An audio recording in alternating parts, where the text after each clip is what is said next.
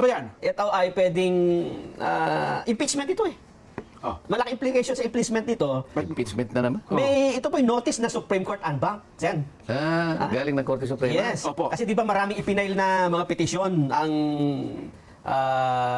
iba't ibang grupo nagpapail eh. Pati si BP sa BP, nagpail opo. yata. Ang utos po, Kailan niyang lumitaw? ito po ay nilabas ngayon lang hapon. Ngayon lang? Opo. Pero ito yung resolution, may date siya na July 8. Pero ngayon lang nilabas? Ngayon lang po inilabas. Kasi 11 pa lang po ngayon eh. Ha? Anong sinasabi? Ito po, in order to assist the court in the full resolution of the various petitions assailing the impeachment complaints against Vice President Sara Duterte, the court, without prejudice to the resolution of other issues, resolved to require the respondents, ang tinutukoy po dito sa yung Senado at yung House, to submit the following information under oath, accompanied by relevant documents, if any. A. The status of the first 3 complaints filed by private citizens. B. The exact dates on which the complaints filed by the private citizens were endorsed by a member or members of Congress. C. As to the complaints filed by private citizens, whether the Secretary General possesses discretion on when to transmit to the Speaker of the House of Representatives any impeachment complaint properly endorsed by a member or members of Congress. D. As to the complaints filed by the private citizens, the basis and authority of the Secretary General to refuse the transmittal of the complaints for impeachment to the Speaker of the House of Representatives for inclusion in the order of business within 10 session days from the time it was properly endorsed by a member of the House of Representatives. E. As to the complaint filed by the private citizen and regardless of the legal position of the respondents, the number of session days that lapse from the time the complaints were properly endorsed by a member of the House of Representatives to its transmittal to the Speaker of the House of Representatives and its inclusion in the order of business. F. As to the articles of impeachment transmitted to the Senate, which office or committee prepared the draft of articles of impeachment and when it was completed.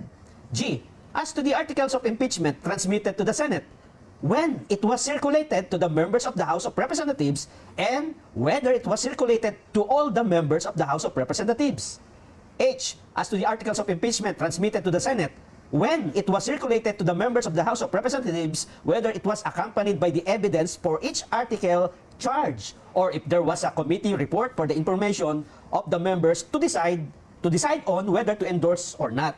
As to the evidence supporting each and every article, whether Vice President Sara Duterte was given the opportunity to be heard on the evidence shared with the members of the House of Representatives. J. As to the articles of impeachment transmitted to the Senate, whether each of the members of the House of Representatives had time to peruse the charges and the evidence before affixing their consent. And pinakahuli, K. As to the articles of impeachment transmitted to the Senate, when it was included in the order of business of the House of Representatives for consideration by the entire plenary. The respondents are given non-extendable period of 10 calendar days from receipt of this resolution within which to respond. Nako, Ayan po. matindi. Matindi. Ano po bang ibig sabihin ng ano yun ng Supreme Court? Alam mo, dalawang bagay ang tatamaan dyan. May relasyon sa una, yung tinatawag na violation of 1-year ban rule. Okay. Makikita mo dyan, kaya inisa-isa, initemize ng Korte Suprema, yung pangangailangan na ibigay sa kanila lahat. Under oath, Opo. yung ikalawang bahagi, pupunta dun sa katibayan, kung talagang yung verification dyan, totoo. Okay. Ngayon, under oath yan. Sa aking palagay, magkakahirapan dyan. Sa panig ng House of Representatives. Kasi, yun lang tanong niya kanina, no? Yung isa na binanggit ni Congressman Nelson. Sinasabi, kailan na nailagay sa order of business yung unang tatlo na in-endorse na impeachment complaint na isinulong ng private citizens. Ang pinag-uusapan dito, Jen, yung December 2, yung December 4, at saka yung December 19. Kasi kagaya ng binabanggit natin ng mga nakakaraan patungkol dito, pagka-receive mismo ng opisina ng Secretary General, immediately kanya i-repair mo sa opisina ng Speaker. Ayun, kaya kinukwenta natin ano ba yung immediately. Sa lalo madaling panahon sa aking pagkakaalam, sa mabilis na paraan, sa madaling pagkakataon. Ano pa yung ibang synonym ng immediately? Agad-agad. Agad-agad. Opo. Karaka-raka. Akaraka, o yan. Hindi ba hapon Opo. yun? Oo nga po, parang hapon eh. Oh. Ha? Padalos-dalos mong ibigay. Parang gano'n, ha? Mamadali. Basta bilisan mo. Ibig sabihin, huwag kang magpatumpik-tumpik. Aha. Huwag mong tatagalan. Huwag kang kukupad-kupad. Yan ang ibig sabihin nun eh. Immediately. So, kailan mo ni-repair? Kaya meron siyang tanong dyan, binabasa ko eh. Meron ba kanyang discretion?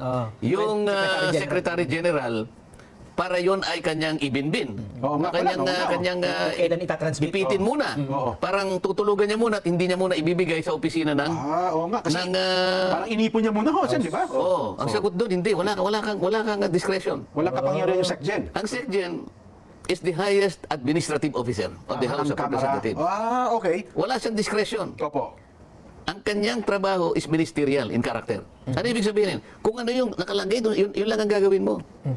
Katibayan yun ng rules ng rules ng impeachment eh. Pinagtibay yun eh. Opo. Hindi basta-basta yun. Hindi mo po pwedeng teka muna, bukas ko na ang ibig sabihin ng immediately kaagad mong ibigay. Opo. Huwag ka nang mag-isip na kasi wala ka namang dapat isipin pa eh. Pag nakita mo na yun ay verified, yun naman, kaya napakadali naman, may checklist kung anong verification. Napakarami niyang abogado doon na mag-a-advise sa kanya, o palagay mo ng isang araw. Isang araw. Opo. Siguro naman sa loob ng isang araw, mga ilang pahina lang naman yun, bubusisiin, o ito ba'y na-verify? Pag verified kasi, talagang may nagnotaryo. Tiningnan kung yung forma, nandiyan ba yung forma, may cause of action ba, may ganito. O sige, i-repair na natin. Ayun. Paano ngayon sila magbibigay ng under oath na sagot sa mga requirements na ng Korte Suprema? Wala nga siyang discretion eh. Ministerial. Lilitaw ngayon dito na yung Secretary General, kauna-unahan, hindi niya ginanap ang tungkulin niya. Lalong-lalo na yung December 2. Doon nagsimula eh. Yun ang una eh. Alam mo, kaya ito, nadinig mo dyan. Opo. Hinahanapan ilang session days. Kasi ganito yan, Jen. Halimbawa, ngayong araw na to, nag-session tayo. Opo. Pero hindi naman siya nag-adjourn. Sabi niya, suspend lang. Suspend, opo. Sabi niya, magsasalita yung presiding officer. Session is suspended until tomorrow at 3 o'clock in the afternoon.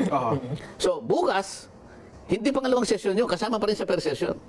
Kahit na inabot tayo ng 3 weeks, sinususpend natin. After 3 weeks, one session lamang yun. One session, tama. Ngayon, bibilangin ngayon yun. Ngayon, alam ko merong isang session doon na nagtagal talaga. Kasi makikita mo yung tagal, kunin mo yung journal. Ayun, doon makikita So kapag ka nakita doon na bakit kinakailangan ninyong isuspend? Kasi technique ito eh. Tingnan ninyo, 3 weeks kayong nag-session pero it is only considered as one session day. Ibig sabihin, pinatulog. Tama. Bibilangin. Ito ngayon ang mabigat. O hindi nila mapapalito na merong discretion yung ano. Talagang hindi ni-repair eh. Kasi kailangan ibigay mo kinukuha yung mga dates eh. Yun na nga, Kailan mo ni-repair? Kasi mula doon sa pagkaka-repair, huwag natin pag-usapan yung December 4, December na. Kasi yung pinaka-crucial dito yung December 2. Yun ang kauna-unahan. Yung kauna-unahan po na file. O, steps yun eh, steps. Una, Secretary General is supposed to immediately refer it to the office of the Speaker. Kasi pag tinanggap ng Office of the Speaker, ang Office of the Speaker naman, ministerial din ito. Ministerial din. Wala siyang discretion. Tatawagin niya yung majority leader. Ito yung chairman ng Rules Committee. I-include mo kaagad, hindi naman kaagad, within 10 session days. Ngayon, kung mo yung December 2, kung may plano na sila doon, ipitin nyo kanya halimbawa. Kaya nga magtatagal sila eh. So, kahit na isang buwan tayong nag-session, sinuspindi lang, walang nag-adjourn. Napatulog nila ngayon. Yun ang dahilan kung bakit hindi na-aktuhan in December 2, December 4, and December 19. Hinintay nila yung February 8, February 5. February 5, yes po. Mag-adjourn na kami ng February 5. Doon dali-dali nilang nilagay. Ngayon, hinahanapan dito sa order ng Korte Suprema. Sabi niya, binigyan ba sila ng kopya, lahat sila ng mga members na pumirma? Binigyan ba sila ng pagkakataon na mabasa? Binigyan ba sila ng mga material, ng ebidensya, kalakip ng every article of impeachment na kalagay dyan? Whether it was a company. Magkakaalaman na dito eh. Ang dami daw pumirma doon, hindi nakita yung unang pahina. Ano sabi niya? Within 10 inextendable period. Sa mga tweet, anong date ngayon, Nelson? 11. July 11 po. Calendar days po ang sabi dito, 10 calendar halimbawa, days. na-receive bukas, kasi maaaring hindi pa na-receive ngayon. Ikaw, nang mo lang na ano eh. So, na-receive halimbawa ng House of Representatives bukas. Anong date bukas? Sabado bukas, sir. Ano nga? 12. O 10 days. July 12. Opo. July 22, kinakailangan nakaano na. May sagot na. May sagot na sila. Yung lahat ng nire-require nila Oho. ay ibigay nyo sa amin. At bigyan nyo rin kami kung ilang session days kayo. Kasi doon bibilangin niya eh. Kung ni-repair mo sa office ng speaker naman within 10 session days, bibilangin niya lang eh. So hindi mo talaga ni-repair. Kasi hindi kagad within 10 session days, hindi naman nalagay sa order of business. Para ko nang nakikita, titingnan ng Korte Suprema, nasaan ka yung mga order of business? Titingnan niya. Wala dito eh. Oho. Baka mamaya, lilitaw pinagsama-sama nila. Ako may palagay ako, baka yung huli, binilang nila yung ikasampu, dahil alam nila intindi. Ang ikasampu sigurado dyan, dahil talagang pinatulog nila, February 5, dahil yun ang huli. Opo. Na isinulong nila sa Isinabit nila sa Senado. Opo, oho. Oho. Magkakaalaman dyan. Nakikita ko na yung direksyon ng Korte Suprema. Oho. Pero parang ang dami hinihingi ng Korte Suprema, no? A, B, C, D, F, G, Hanggang J. hanggang J eh. Oo. ipat- Nakahati lang sa dalawa eh. Mapapatunayan dyan kung yung one-year ban rule ay talagang nilabag. Opo. Oo. Tsaka yung kung ito ay nabasa ng mga pumirma. Yung ito, yung verification ang importante dyan. Oho.